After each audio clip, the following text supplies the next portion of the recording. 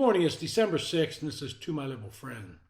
Years ago, members of Congress could disagree politically and still be friends. My boss at that time, Senator Orrin Hatch, was close friends with Ted Kennedy. Now, they forged a personal friendship that allowed them to work together in issues and produce some major legislation that has benefited the public at large. They differed politically, but they could still be friends. John Breaux and Trent Lott are another classic example. They got to know each other when they were both staff members in the House. Breaux was a Democrat and Lott a Republican. They continued their friendship when both were elected to the House of Representatives and later as U.S. Senators. Lott became the Republican leader and Breaux the top Democrat on the Finance Committee. When they both eventually retired from the Senate, they worked together in a government relations firm. And I could cite multiple examples of this civil and friendly behavior. During my career, I was always a Republican, but I counted multiple Democratic members as close friends. They would include Jim Chapman, Democrat from Texas, Joe Baca, Democrat from California, and Jim Clyburn, Democrat from South Carolina. I assisted Mr. Clyburn in getting one of his key pieces of legislation passed, and he writes about my efforts in his book, Blessed Experiences. But things started to change around 2000. Democrats convinced themselves that George W. Bush had stolen the election. Yeah, they ran and raved about the election being stolen and wouldn't shut up. And things started to become more partisan. The young Democrats that had worked in the Clinton White House were angry because they expected to keep their jobs with an Al Gore win. They removed all the W keys on the computer keyboards. In the intervening years, we have watched both sides on the aisle become more and more partisan. The Republican caucus has moved more to the right, and the Freedom Caucus has become a major headache to every Republican leader. This year, it led to the downfall of Speaker Kevin McCarthy. On the Democratic side, they've moved hard to the left. The Progressive Caucus has pushed the policy initiatives of the Democrats leftward.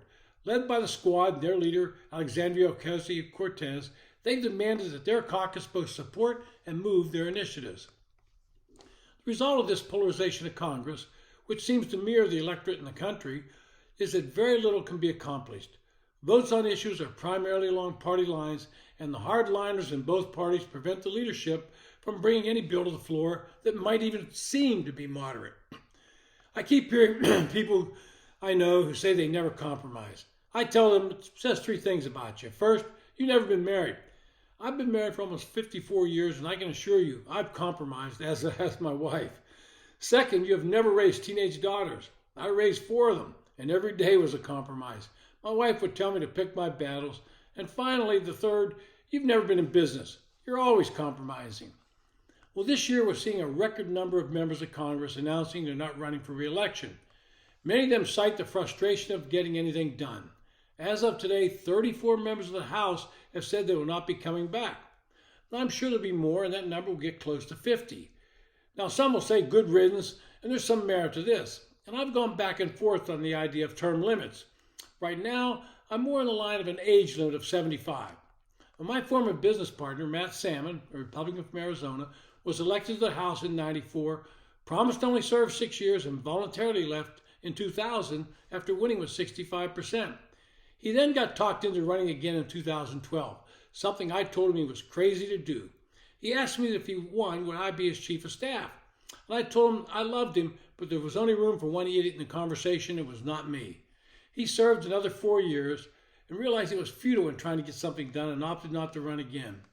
And this is the frustration that many members of the House feel. There's no longer room for anyone in the middle where the majority of the electorate really is, in my opinion, and the far left and the far right dictate that nothing can be done except around the edges.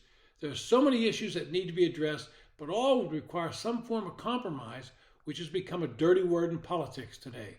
Now, here's a short list of some issues that I'd like to see resolved. Entitlement programs. We need to make some reforms in both Social Security and Medicare because they're running out of money and Medicare could bankrupt us. Both are being caused major problems because we live a lot longer than we did 50 to 75 years ago. Immigration. We need a major reformation on the immigration system, and that would include total border security, taking care of the dreamers, and making sure asylum claims are just that and not some ruse to enter the country. Crime. This is an issue that's out of control in many urban areas. The movement to be lax on criminals has only emboldened them. Organized shoplifting, carjackings, burglaries, street robberies, and other crimes are exploding, and businesses and the people cannot thrive in this environment.